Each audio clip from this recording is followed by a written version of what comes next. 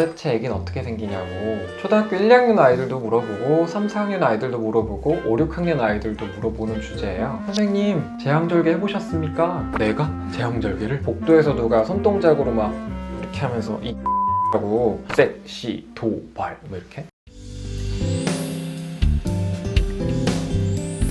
가해자한테 사고 요청해서 자백 받아내고는 이시은의 와이미 TV.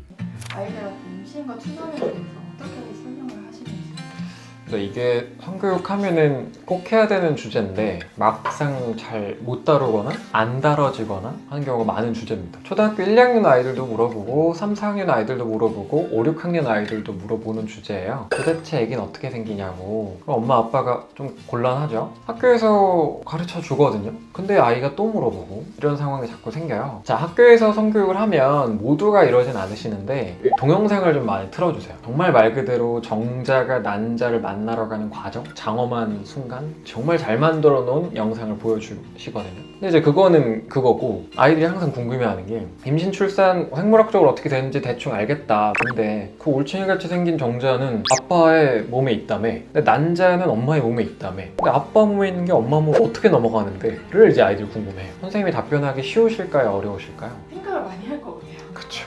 선생님 입장에서도 어려운 건 남자 여자아이들을 같이 교육해야 되는 입장이시고 20명 이상의 아이들 강의를 하셔야 되는데 아이마다 편차가 있단 말이에요. 받아들이는 데 있어서. 근데 거기에 대해 노골적으로 이 성관계 퍼포먼스나 과정에 대해 설명했다가 놀래거나 당황하거나 막 울어버리거나 집에 가서. 그래서 결국은 그거 나중에 배울 거야. 다음 학년 때 배울 거야. 다음 학년 때 배울 거야. 다음 학년 때 배울 거야. 다음 학년 때 배울 거야. 계속 이렇게 넘어가는 경우. 이 부분에 대해서는 좀 어쩔 수 없는 한계도 좀 있고 아쉬움도 있더라. 우선 아이들이 이 성관계, 이 섹스 과정에 대해서 알까 모를까 통상적으로 섹스, 섹시는 좀 아이들이 많이 듣고 알고 있는 경우가 많습니다. 유튜브 댓글 채팅에서 나오기도 하는데 몸매가 부각된 출연자가 나왔을 경우에 섹시, 도발 뭐 이렇게 근데 애들이 이거 갖고 장난 많이 쳐요.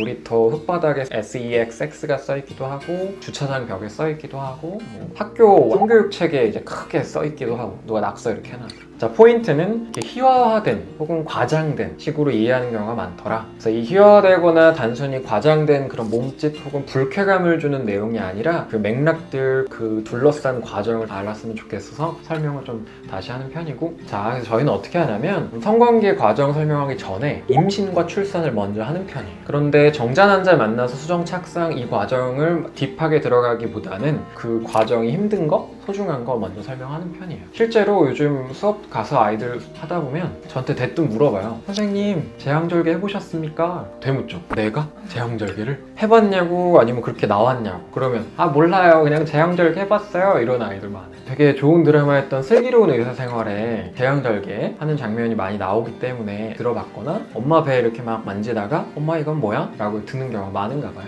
안 해봤지만 잘 알고 있으니 설명해주겠노라 라고 설명하고요. 그래서 제왕절개 할 때는 아주 디테일하게 뭐 피가 얼마나 흐른다 이런 설명보다는 어떤 경우에 하게 되는지, 뭐 예를 들어서 태어난 아이가 얼마나 작을까 클까 그럼 꽤 큰 거 알거든요. 그래서 한 30에서 50cm 정도 된다. 너 아마 3, 4kg로 태어났을 거다. 입장 바꿔 생각해봐라. 너 살면서 똥 50cm짜리 싸봤냐? 가능하겠냐? 그럼 되게 놀래거든요. 그만한 생명체를 밖으로 내보내는데 쌍둥이거나 머리가 너무 크거나 아니면 자세가 막 이렇게 팔 뻗거나 뭐 이렇게 이상하거나 바닥 쪽을 보고 있어야 되는데 뭐 하늘 쪽을 보고 있거나 정말 여러 가지 경우에 의해서 어쩔 수 없이 제왕절개라는 수술을 하기도 한다. 선택에 의해서기도 한다. 배를 어느 정도 절개하고 자궁을 절개하고 아기가 나오게 되는데 그 과정이 정말 힘들다. 제왕절개 후에 며칠 동안 못 걷는 어머님도 많으시고 정말 목숨 걸고 하는 수술이고 제왕절개 후에 일어나려고 할 때 기절하는 어머님도 정말 많으시다. 배를 열어서 해집어 넣기 때문에 생각만 해도 정말 과정이 어렵고 더 중요한 건 평생 흉터가 남는다. 나 때문에 이런 게 생겼구나, 감사하구나 라는 마음 가셨으면 좋겠다 정도 설명하는 편이고, 자연분만 설명할 땐 좀 어렵긴 해요. 아이들이 질에 대해서 아예 잘 모르거든요. 최대한 비유를 통해 활용하는 편이에요. 남녀 몸 딱 보여주는 방식도 저 입장에서 편한데 아이들이 놀랄 수 있어요. 그래서 우리가 밥을 먹으면 음식이 이제 지나가잖아. 잘 안 보이지만 갈비뼈 안쪽에 음식 지나가는 식도 있는 거 알지? 그게 있듯이 너 배꼽 한번 만져봐. 배꼽보다 살짝 밑에 거기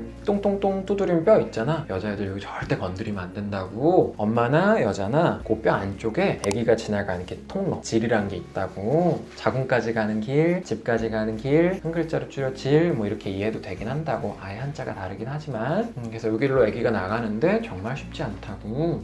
포인트는 이제 질의 길이가 7에서 한 10cm 정도밖에 안 되는데 아기는 30에서 50cm라 그랬지? 이게 일로 통과해야 돼. 얼마나 아프겠어. 그럼 애들이 이제 감을 잘 못 잡아요. 비유를 써주는 게 콧구멍에 손가락 하나 넣어봐. 되는데요 선생님? 막 이래요. 5개는 넣어봐. 통과시켜봐. 그럼 애들이 굉장히 선생님 전 꼭 해내겠습니다 이렇게 장난치는 애도 있고 한데 체감돼 하더라고요.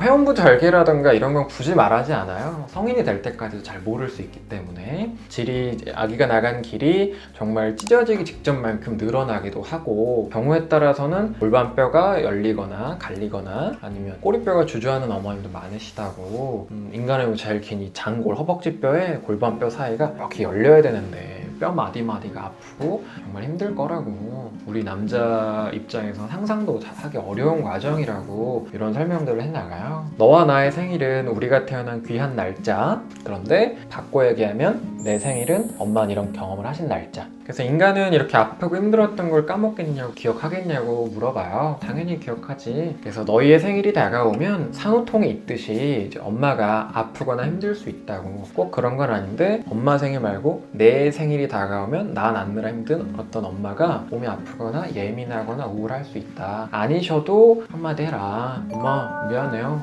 작년 제 생일은 몰랐어요. 근데 지금은 알아요. 전 낳느라고 엄청 고생한 날이 제 생일이라면서요. 뼈가 열리고 수술해서 흉터 생기는 줄 몰랐다고. 미역국은 엄마 거라고 들었다고. 감사하다고. 이런 설명해보라고 설명하는 편이에요. 사실 이 정도까지 이렇게 쭉 얘기해 나가면 아이들이 굉장히 좀 울컥해요. 우리 엄마 살아있는 게 신기하다고 막 그래요. 그래 그 끝나고 의사가 골반 맞춰주는데 원상복구 안 된다고.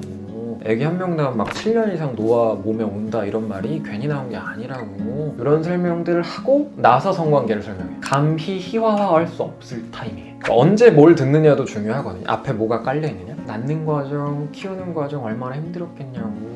이때 잠깐 침묵 쓰면서 애들이 생각하거든요. 그 전에 아기를 만드는 과정 또한 쉽지 않겠지? 그럼 애들이 좀 빨리 좀 말하라 그래요. 그래서 하는 게 성관계라는 거야. 쌤이랑 너네랑 악수할 수 있지. 너네랑 너네 엄마랑 뽀뽀할 수 있지. 엄마랑 아빠랑은 남이야 부부야. 아주 특별한 관계야. 둘도 없는 관계야. 남으로 만나 하나가 되는 관계라고 법원에 신고도 했다고. 엄마 아빠는 아이 낳을 각오하시고 하는 스킨십의 끝판왕이 있다고. 그게 성관계라고. 소변을 만들어서 음경은 꽃으로 나가듯이 정자도 만들면 음경 가까우니까 일로 나가게 되는데 이걸 엄마한테 어떻게 전달하냐면 악수를 이렇게 하듯이 뽀뽀를 이렇게 하듯이 아빠의 음경 꽃이라고 부르는 그거를 이렇게 반대쪽에서 엄마가 아까 말한 질이란 걸 이렇게 포옹하듯이 안아서 이렇게 만나게 되는 거라고. 이걸 남자 여자의 성관계라고 한다고. 그래서 사랑이라는 감정이 있고 부부나 연인 같은 관계가 있고 스킨십의 단계가 있다고. 섹시나 섹스라고 말을 할 수도 있지만 우리나라에서는 별로 안 좋은 단어로 인식이 돼서 안 쓰는 걸 추천한다고. 러블리가 러브에서 왔듯이 섹시도 섹스에서 왔다고. 섹스를 하고 싶어지게 하는 성적 매력이 있는 아이를 낳고 싶어지게 하는 이런 뜻이 섹시인데 교장쌤이 아이를 낳고 싶어지게 할 만큼 교장쌤 매력적이시네요. 절대 안 되잖아. 그래서 이걸 성관계라고 했으면 좋겠고 이 단어 또 여기서만 쓰지 밖에 나가서 얘기하지 마. 당연하고 소중한 행위지만 누가 밖에서 자랑하냐고. 너 똥 싼 거 학교에서 자랑하냐고. 선생님 저 똥 쌌는데 15cm였어요. 이렇게 안 하잖아. 그러니까 성관계란 말은 여기서만 했으면 좋겠다고. 이렇게 설명하면서 이 퍼포먼스를 이해하게 하고 넘어가는 편입니다.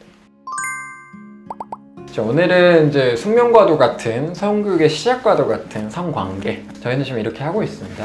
이것 말고도 방법은 많을 거고 아이들마다 설명이 다르게 갈 수도 있어요. 그래서 참고하셔서 편하게 활용하셨으면 좋겠습니다. 구독, 좋아요, 알람 설정 해놓으시고 받아보셨으면 좋겠습니다. 감사합니다. 제일 인상적이었던 친구가 지가 미역국을 끓여드리겠대요. 걔한테 제가 좀 배웠어요.